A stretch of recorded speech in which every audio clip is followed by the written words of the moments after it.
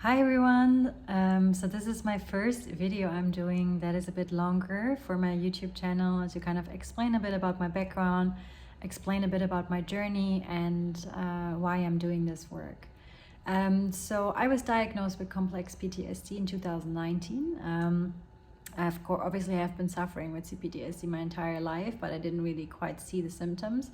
Also, I was one of these women that were really good at masking it. So I was a little Miss Perfect. I was always perfect on the outside, bright and shiny, happy, kind of very early on learned to put on a mask. And I was overperforming, overdoing, overgiving, over everything, but under being in a way. And yeah, so 2019 was a big changing point. The end of a relationship towards the end of that year brought me into trauma therapy, and I started to ask myself for the first time, why do I always have these patterns? Why do I always date the same people? What is going on? And then kind of everything started to, you open the Pandora box, and then all these memories start flooding out, and you start to realize the patterns from your childhood, from your early formative years throughout your entire life.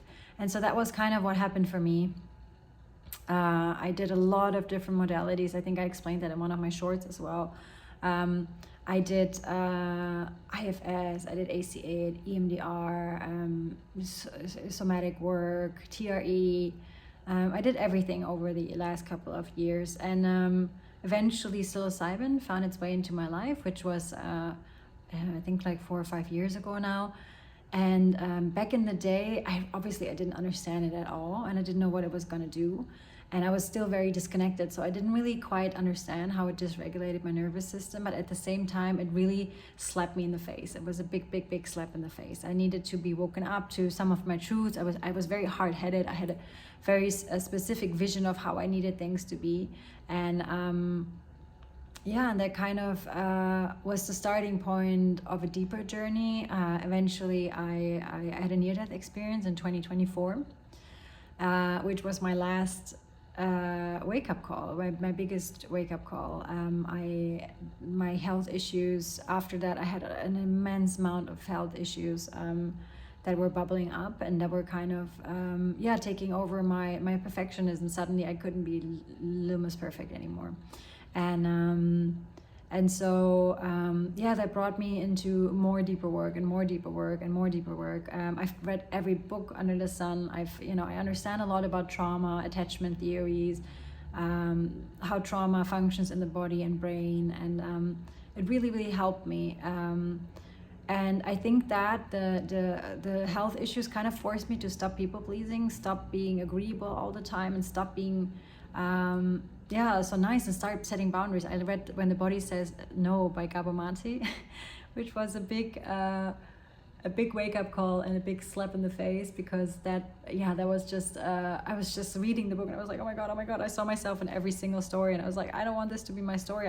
My body was forcing me to stop people pleasing and be more authentic. And that obviously brought this whole identity crisis, because I was this great model, and I was doing this and I was doing that, and I was this successful person in the creative industries, and then I was a successful person in sales, and suddenly all of this kind of didn't make sense to me anymore. And I started to question why I did all of these things, and I realized a lot of my life choices were based on trying to get attention, trying to get approval from other people, trying to be seen by people that couldn't see me, and all the whole shebang of trauma recovery. I did a lot of inner child work. Parts work was a big one for me, and eventually I started doing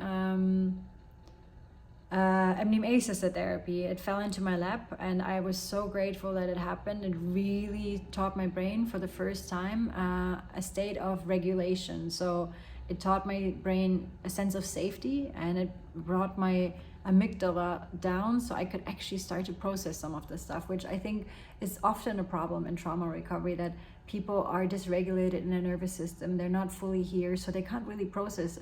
Their brain is literally not able to process because it's in a high alert state. I did MDMA assisted therapy. Eventually I did ketamine assisted therapy, and then I did iboga therapy. And iboga, I mentioned this in my short as well, that I've done it not so long ago, so I don't want to talk about it yet. yeah, all of these modalities have really helped me. And you know, every time things didn't work out, or I didn't feel like I was, you know, obviously I went into all of these sessions, like I did in MDMA assisted therapy, and I thought, I'm gonna be, I read all these stories about people that did 3 sessions and everything was fine. That was not my experience. Psilocybin for me made things worse in a lot of ways. It like really, it was like, you know, like somebody opened the curtains to my subconscious. And to all the stuff that I suppressed for so long. So it was quite confrontational, dysregulate my nervous system. MDMA assisted therapy kind of got my nervous system, calmed it down again, and opened up a lot of grief. A lot of grief work that I had to do. And then ketamine assisted therapy kind of brought back my executive functions a lot more, and kind of created enough distance, but also brought up a lot of grief and sadness and memories and feelings and realizations. And so yeah, I just continued, and I just continued on the path. And throughout the last couple of years, I just realized on my recovery journey that there's these 2 worlds of psychedelics. It's the underground and the clinical world, and either of them are not really fully. The clinical world sometimes feels too clinical, and it's, you know, it's a deeply spiritual experience to take these medicines. But then at the other side, the underground can be very unsafe. There's a lot of people that have a lot of spiritual bypass in that world, and a lot of people who haven't walked the walk but just talk the talk.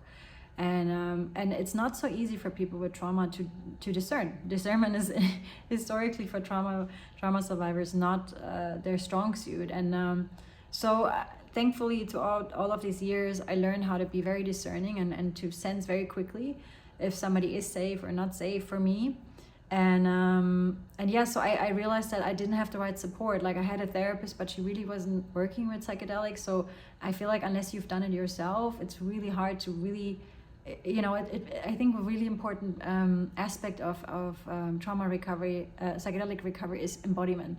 To work with people that embody this, it makes a huge difference, I think. And setting, the people you do it with, the people that are surrounding you, the people that are holding you, they can make or break a session, I feel. And so I was really missing that. I was missing that in my journey, and I had my coaching practice on and off over the last couple of years, working with trauma and nervous system recovery. And then I decided to focus on this, to create the safe space that I didn't have, to help people integrate sessions, because there's so much misinformation out there. And like, you know, I feel like when I was looking into all of these therapies, I was like a researcher, you know, YouTubing it all down, and I read it, and you read all these different reviews, and it's really hard to find a resource that is actually able to navigate this with me in a helpful way.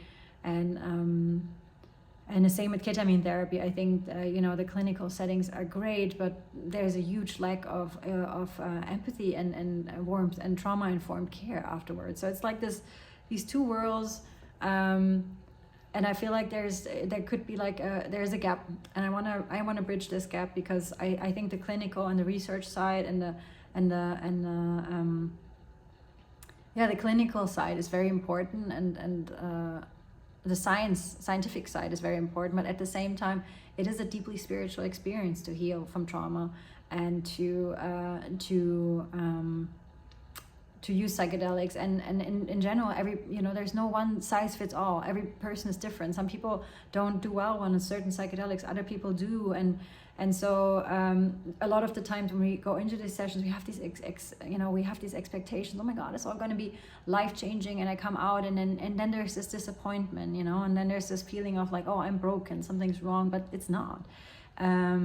Depending on the level of trauma, you know, the body only shows us what we can handle. Even if we go into really strong psychedelic sessions, healing happens in layers, and it took a lot of time for a lot of people that had abusive childhood. It took a very, very long time for them to build all these defense mechanisms and these coping mechanisms, you know, and this suppression. And so it's gonna take a moment to get out of it. And I think a lot of people don't openly communicate that. A lot of the times I see that with psychedelic integration, that people say to with psychedelic weekends, and come for this weekend, heal your trauma, and that's a grand statement. I think that's a really grand statement, because you cannot guarantee this for anyone. And I think a lot of people use people's vulnerabilities as well in this field. But at the same time, there are so many beautiful people in this field, and so many caring people, and so many people that are actually walking the walk. And yeah, to have people navigate, help us navigate this process, and to feel less alone when we come out of these sessions, because most people don't do psychedelics, and most people don't work on their trauma. So it can be very isolating and alienating, almost, like, for people to come out of these sessions and to feel not be able to talk to people because they don't really understand what it's like. For me, for example, ketamine therapy was very, very confrontational, and I didn't feel like anybody really was there to say, okay, well, this is what you're going through. Okay, well, that sounds normal to me, or you know what I mean, or I've seen this before, or there's nothing wrong. It's very hard to find those resources, and it's very, very important to have somebody help us navigate and integrate what we experience in these sessions. And I didn't quite have that, and so that's why I'm doing this, and that's why I became a psychedelic integration coach, to help other people, and to just also be a safe space for people, because I think that's so important. And work in a trauma-informed manner. You'll be surprised, because trauma is everywhere in our society, but so many people are just completely oblivion to it. It's running through, yes, okay, I had CPTSD, but everyone is affected by trauma, and it really dictates our lives in so many ways, and it shapes the life, or the lives we're in. And so it's a bummer that there's not more, it should be a normal conversation that people work on their trauma, and that it's, we're becoming more aware of it, and yet there's still so much blindness there is, and people think like, oh, there's something wrong with me, I'm manic depressive, or no, you're not, there's just a symptom of something that's happening, and I think every human being has an innate ability within themselves, and an innate wisdom within themselves to heal, and to have that force be supported by someone, and to walk with them through it while they're being empowered in their own choices. I think that's so important, especially for trauma survivors. So this is a little bit about my story. I thought I'll start with a longer video to kind of give you guys a little bit of an insight of my story, and and how it's been for me, so people feel less alone, but also to understand why I do this, and what my experiences were. Okay, thank you so much, guys.